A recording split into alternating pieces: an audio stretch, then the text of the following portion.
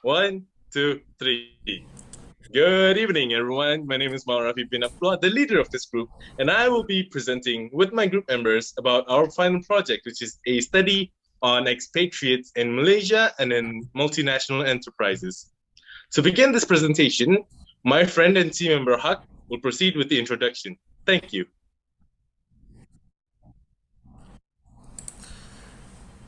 Okay, Assalamualaikum Idam. My name is Abdul Haq. So I will present the part of it first, which is introduction. Okay, first of all, an expatriate or it's an individual living or working in a country other than their country of citizenship. This is normal in our country. In the recent decade, more and more foreign expatriates have mobilized to Malaysia as a professional destination. As you see in the statistic, this is the chart of breakdown for migration in Malaysia. There are differences and we can compare. So in fact, Malaysia has transformed into a hub international finance that attract large pool of foreign talents.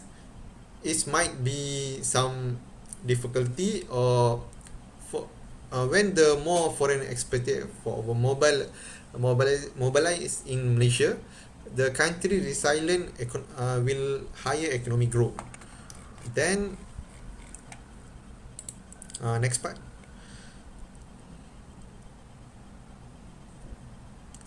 Safi, next. Okay.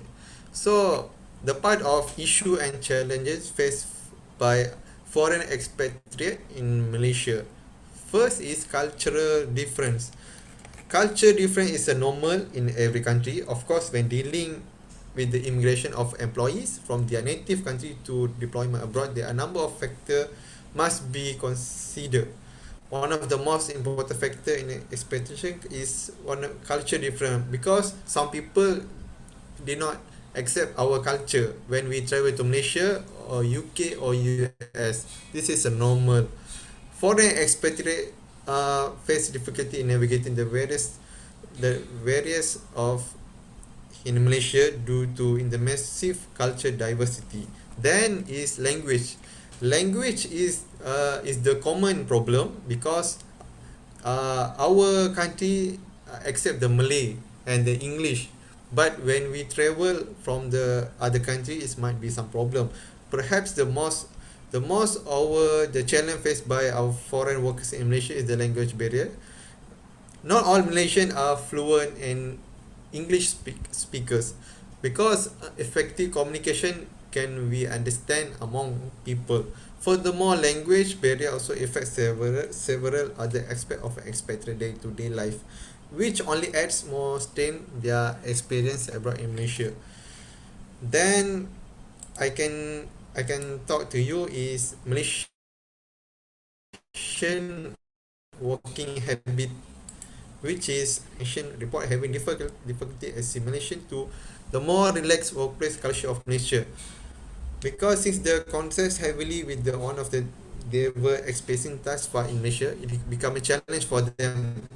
According to the research, so slower pace working speed and inefficient service offer had an adverse effect on their productivity of their firm. So this is our Malaysian working habit. Some have problem, some have pro and cons. Then I can talk to you is Malaysian bureaucracy hinder job implementation, which is the strict bureaucracy of Malaysia, most traditional country, because our administration very strict. Some result in a stressful and inefficient workplace environment. Therefore, there are lack of proper check and balance in the Malaysia corporate environment, which can lead top to lopsided decision making that only jeopardize people in those firm, but the firm as whole. Then, which is spousal and familiar barrier, because I trust every family have their commitment, though not inherently a problem of expatriate in Malaysia. The handling of spouse and family of international assigned by firm play a major factor in their performance, because I trust when our family member traveling to our other country, they are having a commitment, the working environment, So, due this lack of sponsor and family support, expatriate can feel a burden, which will add strain to their already extensive workload. Then, next slide. Safi, next slide, please. Okay, thank you for my part. Okay, my name is Muhammad Zulmarshi Naim, and I will present about the role of the Malaysian government in expatriation. So, first point would be the maintaining international friendly trade policy.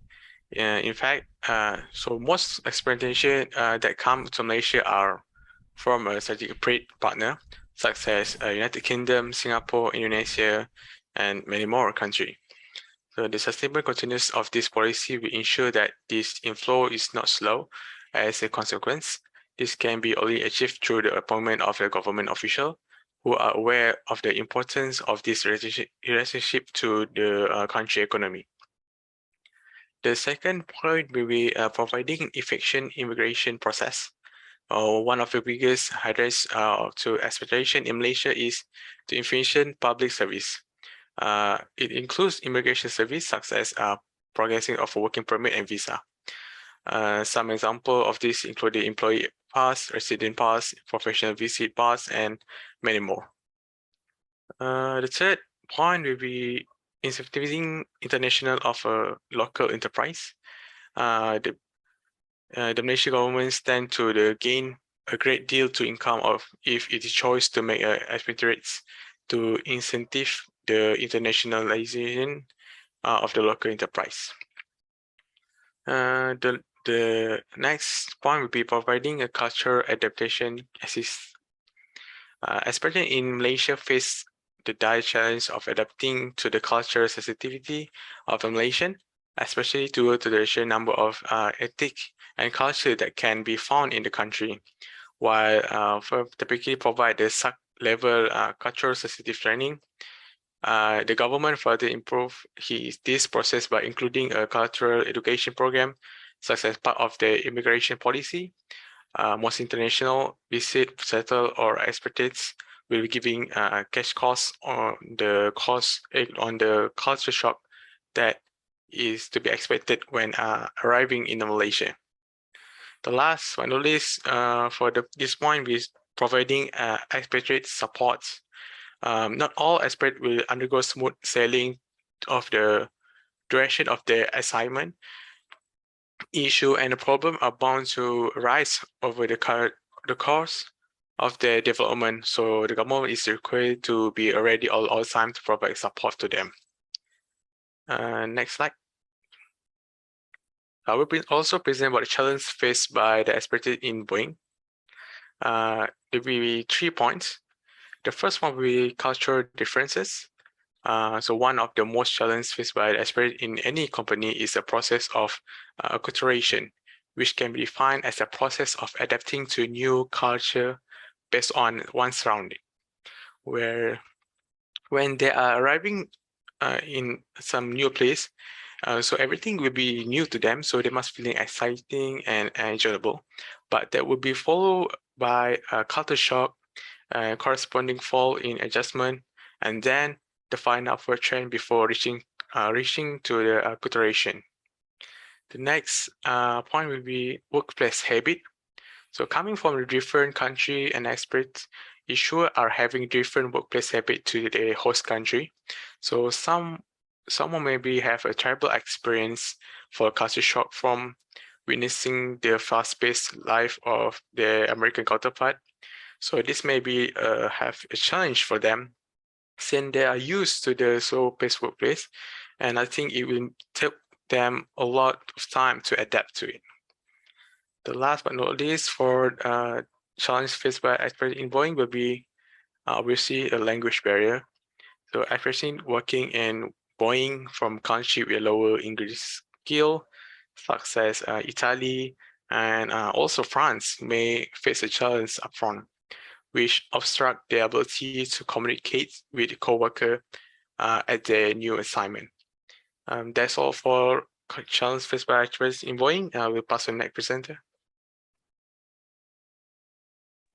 Hello, once again. My name is Rafi, and I will be presenting some recommendations for the issues that have been raised throughout this study. Now, as you may know, a research study especially, is only as good as the recommendations that it is able to level towards the problem that's being studied. As such, we have come up with two sets of recommendations, each for expatriates and also human resource managers slash professionals, so they can further improve this very, very, very troubling process for a lot of companies, even companies that are big like Boeing. So without any further ado, I'll be presenting about the recommendations for expatriates. So first of all, as an expatriate, you're expected really to perform some networking and communicating interests with your other workers, your fellow workers, in fact. So, as an expatriate going to another country, you should realistically approach people that are from that country to get a feeling for what it is like in that country and what are the social norms and the taboos, so you don't accidentally offend them. Moving on, we're going to educating and preparing yourself prior to an assignment. Now, this plays hand in hand with the last recommendation, where you have to prepare before you're on that assignment, before you go to that assignment overseas. Now, once you're prepared, once you do the study, you brush up on your language skills, you'll be much more at ease during the adaptation process that follows your arrival. And lastly, you should really prep for your return in advance. So you shouldn't just return without a plan moving forward, especially because that is the most important part as a expatriate, is reintegrating into your society after being away for so long, which can be challenging for some people, according to our study. Moving on, the next slide, please. Now I'll be presenting the recommendations that we leveled for HR professionals or human resource professionals. Now, first of all, the real HR process of an expatriate really starts with the recruiting of selecting the most quality candidates. You really need to be very attentive towards the qualifications of an candidate for expatriation, because quite frankly, you're living in the 21st century. There are a lot of people with a lot of qualifications, and you, as an HR professional and a recruiter, need to choose the best one out of the bunch so that the process is a lot simpler for everyone involved. Moving on, we're going to provide sufficient training and information, especially for pre-deployment, because you need to really prepare your employees and your expatriates to go and fulfill their duties overseas. Without a proper briefing and a pre-deployment training program, they won't have as easy as the time as they would with it. And then lastly, we have an allowance for debriefing and giving back. When expatriates return from deployment from overseas to their home country, they are assured to be equipped with new experiences, new learning experiences, and new skills that they realistically should be able and allowed to share with their fellow workers. Due to this reason, it is imperative for HR professionals to encourage such behavior so that other people, those that weren't deployed overseas, benefit from the whole program. Thank you. That's all for me. We'll be moving on to the next presenter.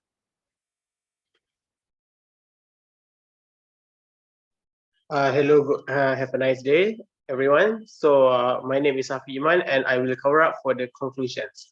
So for this project is to look at the exploitation culture in Malaysia and in multinational corporation to provide more light on the subject, which has gained a lot of relevance in recent years due to the influx of international expats into the nation. We feel that realizing our professional objective as students has been a really rewarding experience for us.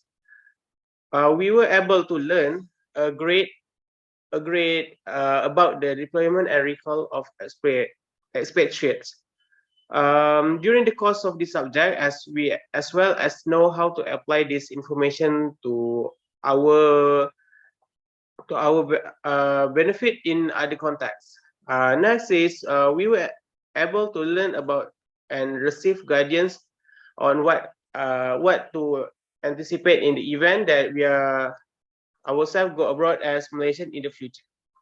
And so We hope that the key decision makers of these firms will take our advice into consideration, as we were able to use this information to offer recommendation and proposals to improve situations for everyone involved. So that's all for us from Group Rafi. Thank you.